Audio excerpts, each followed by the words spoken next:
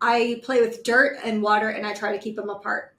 And Yes, yes. that's He actually, loves yeah. dirt and he loves water and he likes to keep them separate. Yep. 100%. Yeah, very good. And He's a that's good what we dude. do. And then anything that goes outside of the bubble of the construction limits, we want to make sure is as clean as it can be. Now, I'm a realist. I think that it's not always going to be perfect, clear, crystal water leaving a construction site, but we want to do the best that we can for what we're given. So basically, what it is the stormwater pollution prevention plan. It's a plan that works with the construction in the different phases to try to make sure that water leaving the site, whether it be through catch basins, through roadside ditches, sheet flow, is getting some sort of treatment as it moves through the construction site before it leaves.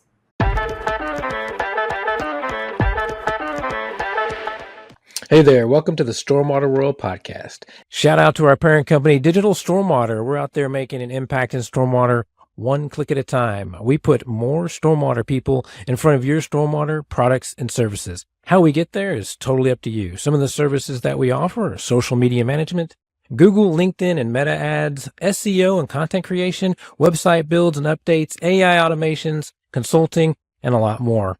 So the question is who do you know that needs our help? If you're on YouTube, you can click on that QR code to learn more, or you can give us a call at 844-451-2534, or you can visit us at digitalstormwater.com and schedule a call with us today. I'd like to thank everybody that's been listening to this podcast. We appreciate each and every one of you. Let's get back to the episode.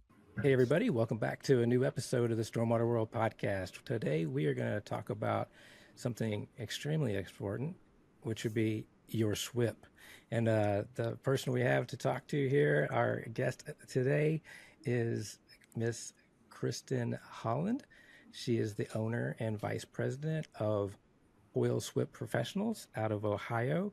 They service the Ohio, Indiana, and Kentucky area. Ms. Kristin is a professional engineer and certified professional in erosion and sediment control, proud graduate of the University of Dayton and recent business owner. Kristin and her partner bought out the previous owner of Coyle Construction Services in May of 2023 and are navigating, expanding their business and trying to achieve DBE status. So Kristin, welcome to the podcast. Thank you. Thanks for inviting me. Yeah. So your whole world revolves around SWPPP. Is that correct? Do you want to talk about that? So let's so let's talk about that for just a second before we get into our thoughts on SWPPP and everything.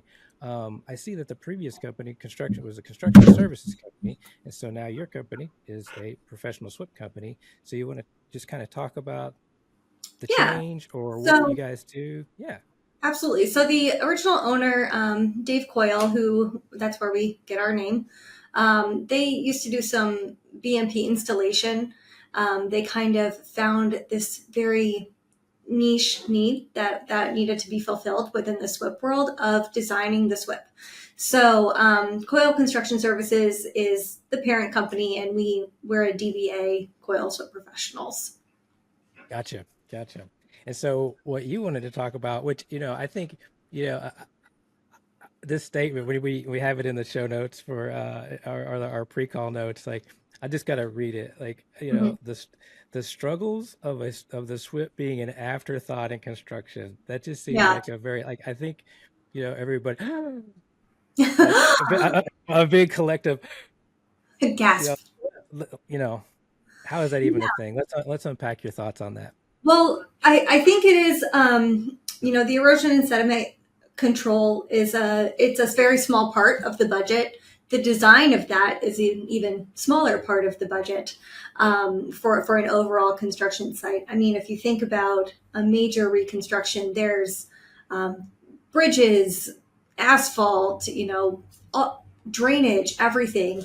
The SWPPP is truly a very small portion of that. And I think that's one of the great things about us is that we're CoyleSWPPP professionals. It's our niche. It is what we do. It's what we're good at. We're very familiar with it. But I think in the grand scheme of things, if I'm thinking as a contractor, it's probably not the biggest thing on their mind, right? It's not one of the deadlines that is going to make or break a project. Now, I mean, there is also some, I think recently with EPA getting more involved, then it is becoming more of a forethought for contractors. And it's been kind of nice to have a little bit more of the back and forth with them, because it is a very important part. Protecting our waterways is an important part of construction. So I do see that changing a little bit, but previously it really has been like almost pulling teeth, to get a good plan set to work off of. It's been pulling teeth to get, survey or cross sections for some of these bigger jobs. I mean, sometimes we're given an aerial that somebody's marked up with a highlighter, and we're supposed to design off of that. And we're like, I don't feel like that's enough information for me. Right. So that's kind of what I mean when I say a lot of the times it's an afterthought. Somebody's being told, hey, well, you're disturbing more than an acre. You got to go get a SWPPP. And I think a lot of people's reaction is, what the heck is that? What even is that? I had somebody call me recently looking for one, and he had no idea what it was. He just Googled, like, what is a SWPPP? How do I get a SWPPP? And our company name came up, thankfully. So we were able to get him sorted on his, his clearing for his lot. So that's kind of what I mean, that it's an afterthought. I think a lot of people don't realize that they need it. And then even if they do know that they need it, a lot of times we're not given the right things. I think that's, to us, those of us in the industry, it just seems like that's crazy, right? You just think, how is that even possible in 2024? But let's back up, so for those that, let's talk to the folks that maybe they're new to the industry for a minute, and or maybe they're they're just getting started, or heck, maybe they're not just getting started, and learn just like you said, what is a SWPPP? So let's break that down. So what is a SWPPP, and where should it be inserted into the process, right, instead of at the end?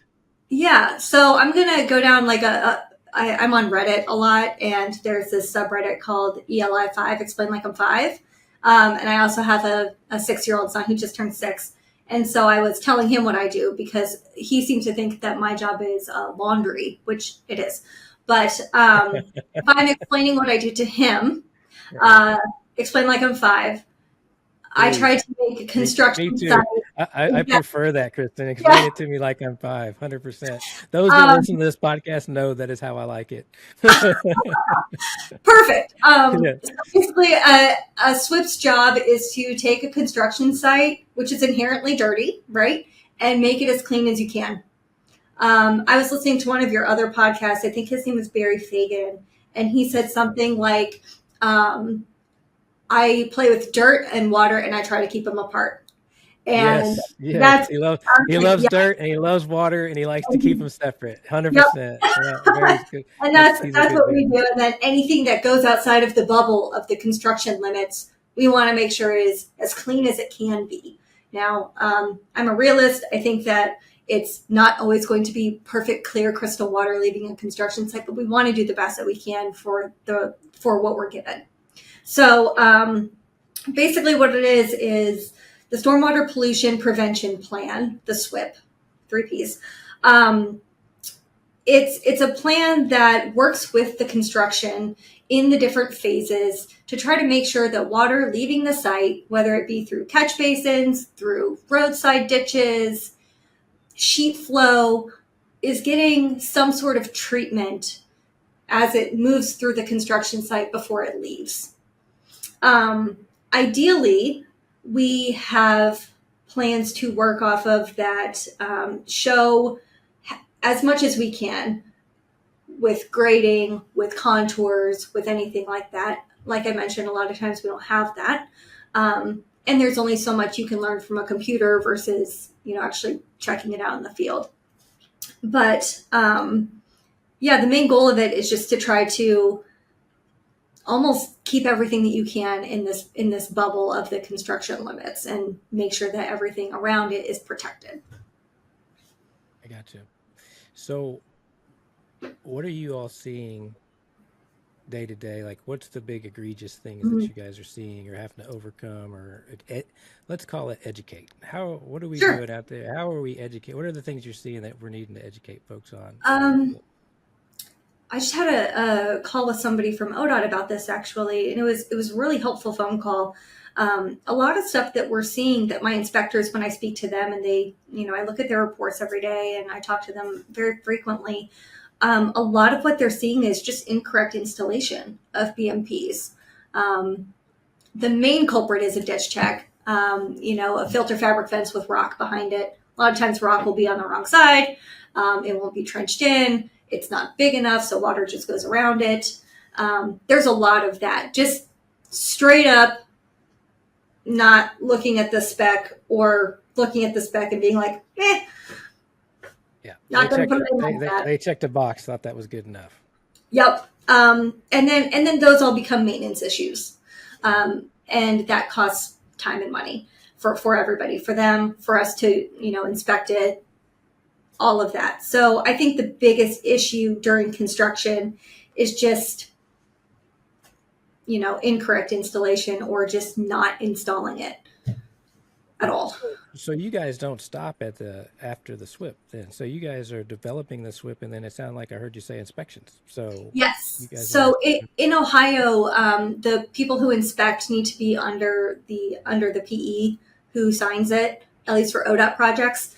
Mhm. So yeah, our company has qualified inspectors. They have at least a SESWI from EnviroCert, and then most of them also have the CPEC, Certified Professional Erosion Sediment Control, which then qualifies them to be allowed to do monthly inspections for ODOT. So all of our inspectors are qualified to see these issues and know what to do when they're out there, to remedy them, or to see a potential issue of an area maybe that's not being protected, and kind of give some guidance on what should be done there. Gotcha. So you guys are developing the SWIPs, you guys are doing the inspections, and Yep. then obviously, is that where you guys stop? So you just turning over so who are you working on the inspections on behalf of? Are you working on behalf of the Contractor. contractors? Yep. Okay, So third we're hired party. on by the contractor, and then basically for ODOT projects, which is a large majority of our work, they're held to SSA 32, and so we get them through the whole inspection process, and we inspect it until it's 70% vegetated, and at that point the project is closed out. So we make sure we're with them every step of the way until project completion. And then are you helping them with the closeout on their permit as well? Or do you guys stop at that That's level? typically not. No, we typically don't. I mean, we're happy to answer questions, but we work with a lot of people who do this a lot.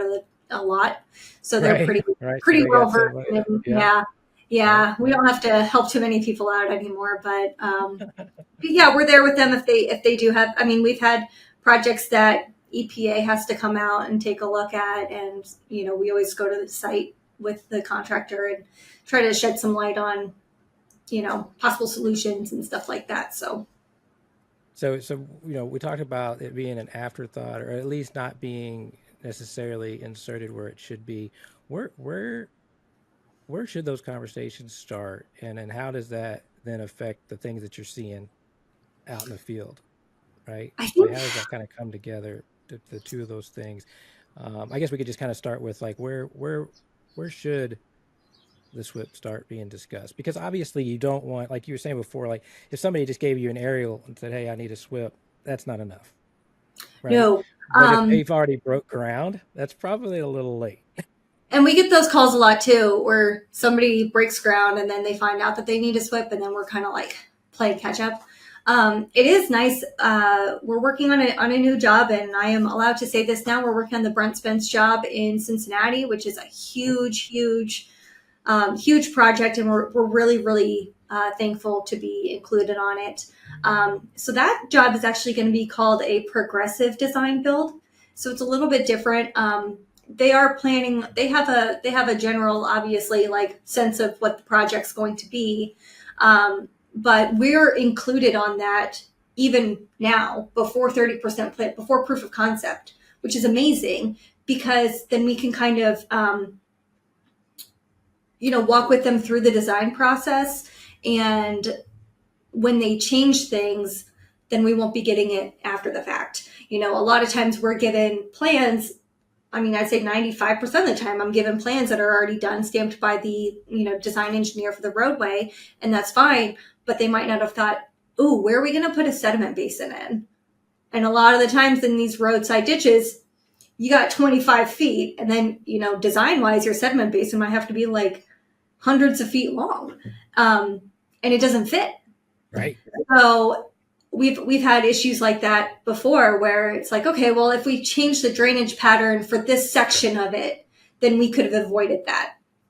So it would be nice to be involved earlier in the design process. I don't think that that's something that is likely, except for on like this progressive design build for the Brent Spence job. So I'm really excited about that, because we're involved so much earlier in it. And then we can also say, hey, if you guys do that, though, you're going to have to, seed this entire hillside. But if you knock it down to a 3-to-1, you might not have to, and you save all of that money for matting or something like that. And on such a large project with so many miles, the erosion control is really going to add up and contribute to the overall budget. So did that answer your question? Yeah, no, you did. It did, but it brings me to do another thought, and I'm put you on the spot a little bit, but there's because there's so many in your mind, it's going to be hard to pick one. But you had mentioned, you get that plan and the length, and then you get, this is not going to work, it's not going to fit. I find that intriguing, and maybe some part of me thinks that's fun.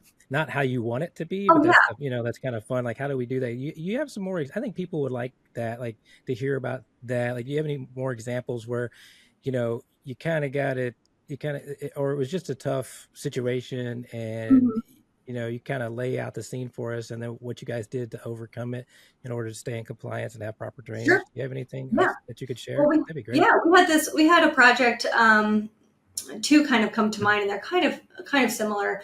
The first one was almost right when I first started with Coyle, and it was this big waste site, and it was so steep. It was down in southern Ohio, where the topography is very, very hilly, and we ended up doing a lot of benching with that site, so that and they were building almost from the top down, which sounds kind of counterintuitive for a waste site, but because the whole slope went off the other side, they were kind of, and then they'd bench down, and then they'd, kind of work on the next tier a little bit and perfect it, and then kind of go down, away. So we really worked with them doing that on, we'd have a basin, a sediment. It was a trap because it wasn't that much acreage, a sediment trap on the bench, and then just like a layer of super silt fence, the wire-backed silt fence to kind of contain that area. And then we would kind of have them move down, and we'd have another basin, and there was a lot of diversions which would flow into the newest basin from the top. And then everything, once that was stabilized, we'd divert it with a slope drain down the other side of it. So once that area was stabilized, we're like, okay, don't let it go into the new area. Get it away from the new slope. That was one. And then another similar one, a site that wasn't really, it was just in Columbus. So it wasn't that hilly, but we had to split up the site into 4 different sediment basins. And some of them were very small, handling half of an acre, but because of some of the regulations that we were trying to keep up with, everything from the site needed to discharge through a sediment basin. So it was the topography of that and the diversions that we kind of had to swing around, where it was an interesting puzzle to put together. I think that's interesting. I think those probably would also have some pretty good visuals. If you would like to share any drawings or whatever on that, I would be happy to link those in the show notes for folks. Cool. Yeah. I mean, obviously, like a lot of people listen audio, and we do have some folks that listen on, that'll watch on YouTube, but we can just link it in the show notes if somebody wants to have a reference, because I think that's, it's beneficial. Maybe somebody else out there has a similar challenge. Any other ones? How about some nightmares? Any failures? I hate to put you on the spot, but we learn a lot from failures, where there's like some challenges that you guys had to overcome. There was there was one kind of up north, and I don't want to say that it was a failure. It was really a stressful thing because we had some members of the community that were being impacted. They had a pond by basically abutting the construction site, and I don't think that they were previously made aware that ODOT owned 15 feet of that pond, and then water was discharging directly into that 15 feet, and then but it was then going into their community pond. Right, of course. So I think that it wasn't it wasn't a failure. It was more a lesson in managing expectations for the public and really trying to show good faith effort. Right. We're trying. We know, we see you're upset. I hear you. I'd be upset if this was my pond and I saw this stuff going in. I get it. We also, that was a good opportunity for me to walk around this entire pond with the EPA guy and look for any plumes or any sheens that were going on. So I actually kind of learned a lot from it. Just kind of trudging around this pond with this EPA guy, and we're looking for anything that looks kind of untoward. Wow. So we're not talking to just turbidity, or it wasn't just chocolate milk. You were looking for they were looking for chemical sheen. Yeah. No, we didn't see any. And I didn't. No. Yeah, but still, I truly don't think I truly don't think that there was anything from the construction site. I'm not sure. I'm not a biologist. I have no idea what it could have been. But I think the community wasn't aware of that they were discharging into that. And then that was also an opportunity for me to look and say, maybe that ditch check's not strong enough for this thing this hill. So we ended up putting a sediment basin in instead. Now it was technically, the acreage was acceptable for a ditch check, but real world, it wasn't handling it the way that it needed to be. So we had to kind of find a new alternative for that. And then, do you all ever venture into post-construction water quality at all, or is it a little bit? We do have some of that, and I'm working on a new project now. It's a small lot, it's 5 acres, and they're going to be putting in a basin because it's right now the whole lot is either wooded. There is a small house on it, or just lawn, and they're going to be turning it into mainly gravel, which doesn't infiltrate the same way that lawn does. So they have to put in a water quality, basin. So, which was an interesting conversation because I was talking to the owner and he wasn't sure why do I have to do this? It's my land, and I was kind of letting him know, hey, you have this much water coming off your site right now. But once you make this all pretty much impervious, all of it's going to come off. And that's a whole different ballgame for anything downhill from you. Yeah. So I think once he understood that, it was, worked with him on where to put it. And it's a landscaping company. So we want to make sure that it wasn't ugly, for lack of a better word. We didn't want people to that's a fact. Some of this stuff is just ugly. It really is, 100%. And we're trying to get into more, like I mentioned, we're a small company. We have a whole 12 people and we just hired our 12th. So we're really trying to grow. Thank you very much. We're very excited. But we're really trying to grow and to do some more of the, I call them one-off, this guy needs a SWPPP for his property. This guy's clearing over here. This church is getting a new parking lot. Stuff like that. That kind of stuff kind of keeps us fresh and keeps us on our toes. So we really enjoy doing that kind of work as well. Yeah. It's definitely, I think that it leans into, an interesting puzzle from project to project, hopefully, and not just the copy and paste, right. And move on. So that kudos to you for, I think you guys definitely approach it right in the right mindset. But a couple things that you mentioned, I going back to that owner, I feel like he was probably, like you said, he was good. I'd like to think that people want to do the right thing. Yeah. They just don't.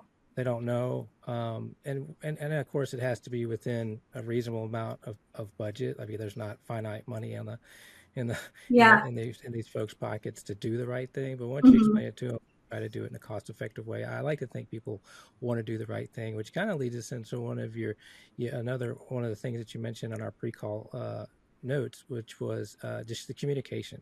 efforts between everyone? Do you kind of want to, like, so now, we started out 20 minutes ago. Yeah. You were, a SWIP company, and then, which you are, and then I was like, oh, but you got inspections in there, right? And so now we're inspecting, we're designing SWIPs, and now, a little further down the conversation, you also work in some post construction water quality, so you get to see it.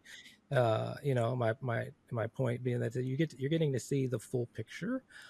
So how do you feel like this, I think obviously communication's key, but like, what are your thoughts on, this whole thing?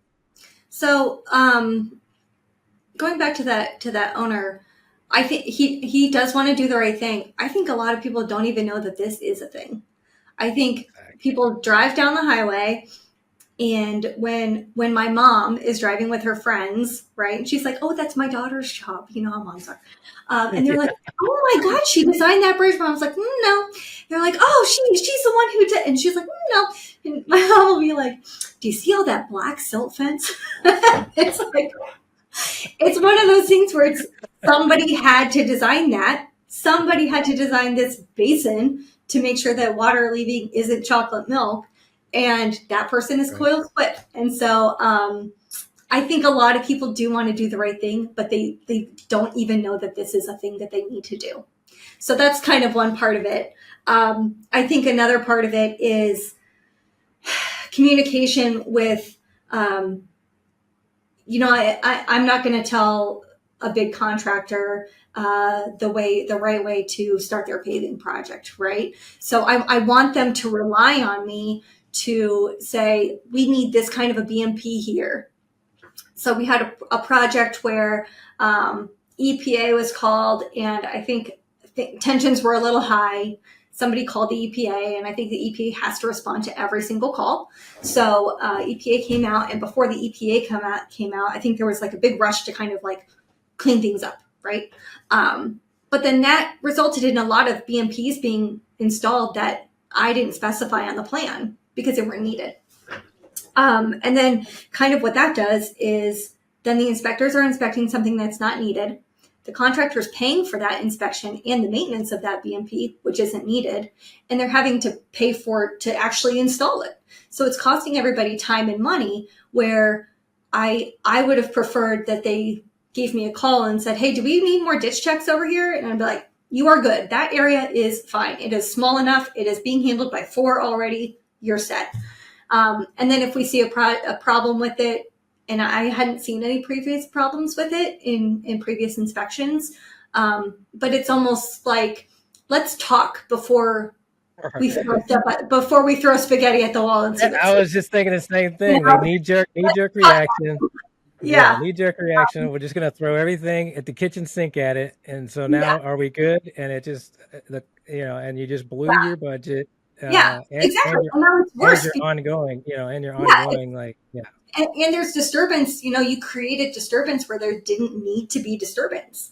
That area was being, was germinating, but then you went in with a machine and you threw a bunch of rock down and you trenched in some silt fence, and now that area is not on its way. It's being set back a little bit. So I think a lot of things can be solved with a conversation, whether that's calling our inspectors, who I have full faith in. I know if an inspector calls me with a problem, then it's something weird, like, uh-oh, something's gone wrong, because they can handle pretty much anything that they see. And they're able to give recommendations on so many different obstacles. Well, and let's just go back to the source. I mean, you've already signed off on it, and then you've got the inspections. Then you can go look at the documentation, and you can show, well, like you were just saying, this area is good. Like, that you can go to battle on their behalf. And if it doesn't work, if it's really not working, like the one job with the ditch check that was going into the pond, I get it. Let's change it. Let's not squabble about how it's not working, or the design. Let's fix it. Let's move on. Let's fix the design. I mean, things change. Things happen in the field. Projects take longer. Crews get moved around. Everything. And I think it's important to be flexible with who you're working with, so that you can kind of make sure that things stay on track, even if you do hit a hiccup. It's not a big Yep. deal. Let's just fix it, you know? Yep. Yeah. Yeah. I think, to kind of pull it together, I feel like, your SWPPP is not a transaction. It's a relationship. It's a living, breathing Oh, thing. yes. And it would be, it would be kudos to whoever to, start thinking about it as soon as you can. As soon as you've got enough details on your project, um, you need to reach out to somebody that knows what they're doing. I like Um, that. It's not a transaction, it's a relationship. I really like that. and, Yeah, I think and that it's a living, breathing thing. It's like it yeah, changes. It changes during the it's course of the supposed to. project, right? Yeah. Exactly. If I don't know how many SWPs I've had that I've never had to do a revision on. Yeah. Nobody's that Yeah. good. You know, Yeah. Yeah. um, Yeah. Well, there's that was a really, really small disturbance, and maybe it didn't even need a yeah, SWPP. and they It were was already like, done before the SWP got to them. oh my gosh. Speaking of, yeah. Oh goodness So gracious. Yep. yeah, I Yeah. mean, I'm sure you run into those. yeah, every once in a blue moon, it's like, why are we doing this? It's like, well, they have to have one on file. It's like, okay, but we know it's vegetated, right? They're like, yeah, Oh my gosh. all right. Yeah. So yeah, I mean, it's and that's how we kind of talk to the contractors about it. A revision isn't a bad thing. It means that work is progressing and maybe it's moving in a different way, or your crew moved, your crew got done early, so now they're over here, so now we got to work on that area now. And so it's really yeah, I mean, communication, it's and back to that, I don't know why I like that podcast. Barry Fagan, he said that that communication is the best BMP, and I Yes. totally agree. I think Yes. that so much stuff can be avoided with a phone call or a quick text or something like that. Or I've FaceTimed with my inspectors out in the field, and they're like, "You seeing this?" I'm like, "Yeah, I see it," and then we figure out what to do about it. So Yeah. Yeah. We're working together to get this project done. We're not working against you. We're not trying to stop you. no, We're and trying. and We're just right, trying to get the project done as cleanly as possible, right? Like we yeah, had started out with. We're just trying to keep the dirt and the water in their own, in their own lanes. yeah, Um, trying to keep the construction site clean. so as someone that's working across Ohio and in Indiana and Kentucky, um, what do you see? How do you see the future of stormwater? What's the next? I mean, not. I don't want to get politics involved, but as far as just the way things are going now, what do you see happening, and just in general? I mean, any final thoughts? Kind of like what's going on with the Yeah. stormwater Um, and SWPPP into the construction, A world in little general. bit. I see a couple. I've done a project on the Sioux Locks up in Michigan, up in the UP of Michigan. We've done some work in Indiana. Part of this Brent Spence job is in Kentucky, and with that one, they're going to be using Ohio specs, which is an interesting, because I think Kentucky's paying for the bridge or something. I don't know the politics there or the money, how that's all being worked out, but they're deciding to use, instead of the Kentucky specs, they're going to use Ohio specs for the full SWPPP. So I really like that communication with the Kentucky Transportation and ODOT of Yes, kind of working together of, absolutely. let's not make this absolute hell. Let's Right, pick one and go with right. it. Yeah, that's Um, great. it is great because that really cuts down on, I think, just confusion. Yeah. We have Well, last time I checked, I don't think water carries where the state stops. it doesn't it does not care who the Doesn't governor. really care, right? Yeah, Yeah, that's so great. that's really great. I do see Ohio maybe starting to have in other states, you have the SWPPP it's a document which includes plans. Ohio, it's mostly just the plans. Um, there's usually a narrative that goes along with other states. So I'm wondering if Ohio is going to adopt that as well. I'm not sure. I haven't heard anything one way or the other.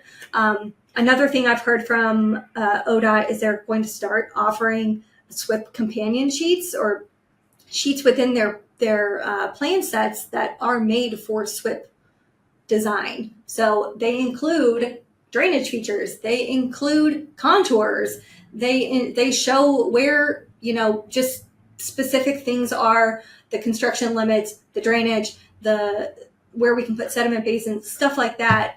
Because a lot of times we're puzzle piecing together a set of plans to get what we need. So as this becomes more important, I think more people are giving a crap about the environment, which is great because we have to live on this earth. Right. Right. I think, and I hope that keeps trending towards that this is an important part of any construction job. Yeah, absolutely. Well, I think this was some fantastic information. I think Yeah. we provided some value as far as like what a SWIP is and some basics, and then we kind of got into some details. So I think we covered a wide gamut of our listening audience. So I thank you for Great. that. If people want to get hold of you, can I give them your email address here? Please. It's Yes. K Holland at CoyleSWPPP.com. So that's KHOLLAND at CoyleSWPPP.com. Yep. And then I assume like we'll probably link your social media stuff on there as well, and your LinkedIn if people, however people want to get hold of you. But before we go, anything we missed? Any final thoughts or anything exciting going on that we didn't touch Um, on well, I company wise? mentioned Pine Fence. We're so excited about that. What's that? And Oh, I the new mentioned project. Pine Yeah. Fence, and Yeah. the Stormwater Convention is going to be coming up in May at Kalahari, so we will have Oh, a yeah. booth. No. Oh, yeah. Hope- The Ohio Stormwater Conference. Hey, did you notice the dates on that? I saw it. It looked like it was a day shorter this next. Ooh, It oh, was my weird. kids are not going to be happy about that. It was showing, and I didn't know, and I hadn't reached out to Harry yet. I was going to ask him, but it's showing a Thursday and Friday on the website. Oh, instead of a Wednesday, Thursday, Friday? Yeah, yeah. I was a little surprised about that. So I didn't know if that was like a typo, and I hadn't had a chance to Yeah, I'm text not Harry and sure. ask him or not, but I'm sure we'll be there as well. So, well, hey, you know what? Congratulations. I feel like even though it's only been uh it's been over a year, it's still new as far as I'm concerned. So congratulations on the acquisition, Thanks. the Yeah, purchase it's of the exciting. new company. It sounds like you guys hit the ground running, and that you are a plethora of knowledge. So I encourage everybody to reach out to Kristen with your questions, especially if you're in the Ohio, Indiana, Kentucky area. And with that, I thank you for being a guest. Thanks, Ty. It's been fun. Appreciate it.